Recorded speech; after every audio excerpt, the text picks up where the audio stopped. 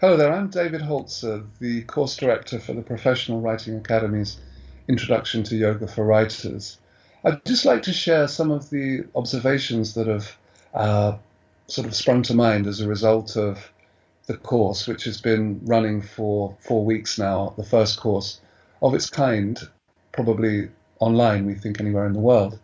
And it's been very interesting to see how the course has developed and people's reaction to the concept of combining yoga with writing, which people have loved. Yogis have been able to take their writing further. Writers have discovered the benefits of yoga for enabling them to sit and write in a more healthy way, to focus, to have discipline, to tap into where the source of their writing creativity comes from, all of which are things that we're delighted have happened. But in one sense, because the course is based on my own experience and also the experience of a couple of other people at the Professional Writing Academy, we're kind of not surprised. And I hope that doesn't sound too arrogant. But what does continue to surprise us is not so much the resistance, but the lack of interest in seeing yoga or other forms of exercise, other practices, including meditation, as part of a writing life. It's kind of surprising that of the people that we can think of, or I can think of, there's Haruki Murakami, who runs marathons, I believe, or is a very serious runner, who believes that really to prepare yourself for writing a novel, you have to be fit. And I think of Jack Kerouac, a hero of mine in one sense, who approached each book that he wrote by going on a fitness regime for days before. You know, he would run, he would get fit. I mean, Kerouac was a former athlete who'd gone to seed well and truly to a certain extent. And also, let's not forget that he also wrote his books, many of them fueled by benzodrine, which was and is a form of speed. But it's this notion that you have to get in shape to write, which is very interesting and surprisingly little considered. And often when I talk to writers who see writing as the practice of a pure craft, where you sit down, you write, fueled with coffee, you write your way through your hangover, maybe you have a break every so often to have a cigarette. You know, you're in line with, in one sense, what the romantic notion of a hard-boiled writer is. It really surprises me that the level of resistance they have to even thinking about incorporating something like yoga into their writing lives. I used to be of that school. You know, I've lost count of the times that I sat down at my desk, started tapping away at the keyboard, with every tap sending a kind of shard of pain into my hungover brain, spending 5 minutes writing and then having to get another cup of coffee, keeping going to fire myself up. And sometimes it would happen, sometimes it wouldn't. That kind of went out the window when I discovered that yoga really helped me prepare for writing. And I realize through talking to the people on the course that sometimes yoga enables them to tap into the source of their writing, inspiration, creativity. Sometimes it doesn't. But what always happens is that they sit down, and I sit down at our desks, relaxed, loose, stretched out, in a comfortable sitting posture that enables us, for example, to breathe more easily.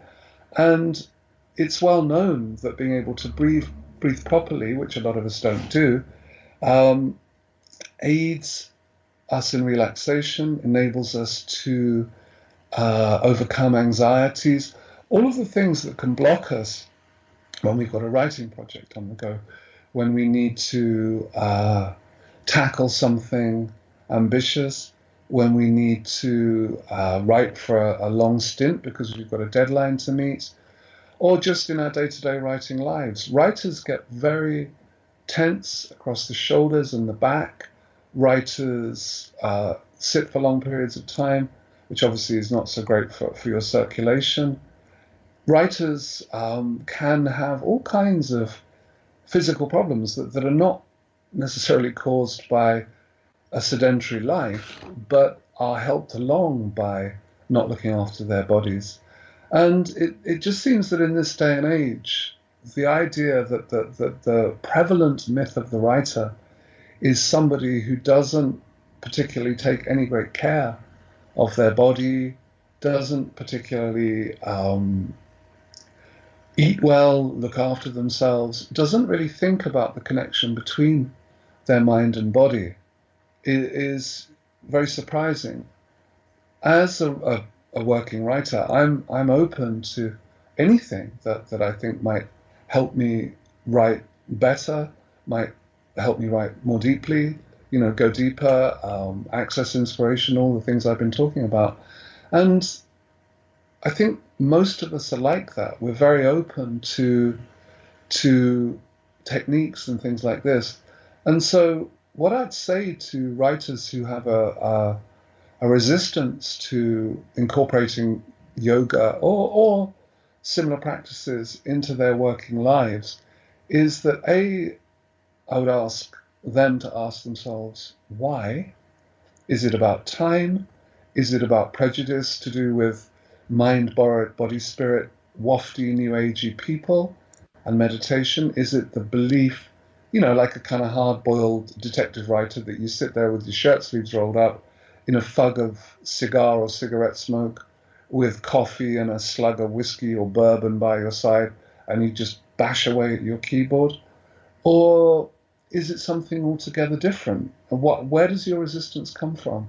One of the things that we've been exploring on the course is the notion of the lizard brain, of why we resist what we resist. And the lizard brain handles, among other things, fear. It keeps us safe. It keeps us protected.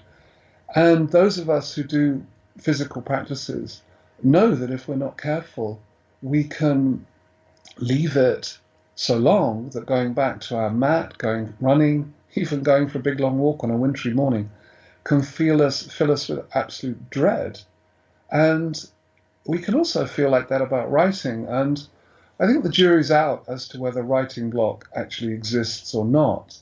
But if it exists, then it's certainly connected to anxiety and fear of failure, fear of performing as well as we'd like, or not performing as well as we'd like to. And it seems to me that a physical practice or a meditative practice that addresses those questions from a scientific point of view, because yoga is very much based in provable science. It's no longer regarded as I say, wafty, new age, whatever. It's more and more the medical profession and science is accepting that yoga has an enormous amount of benefits with regard to our body and with regard to our brains. So what I'd say to, as I say, that the writers who are not quite sure or have resistances, why not have a look? Why not think about what yoga can do for you? Because starting a yoga practice, it's never too late to start a yoga practice of any kind. It's not like going to the gym or anything like this. And also with the Writing for Yoga, the Yoga for Writers course, it's something you're doing at home. So, if you feel a bit out of shape or a bit self-conscious, no one can see you.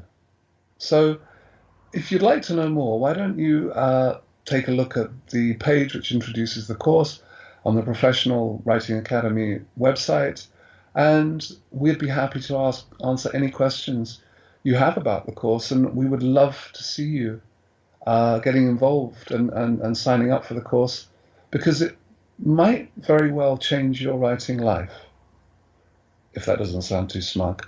Namaste from David.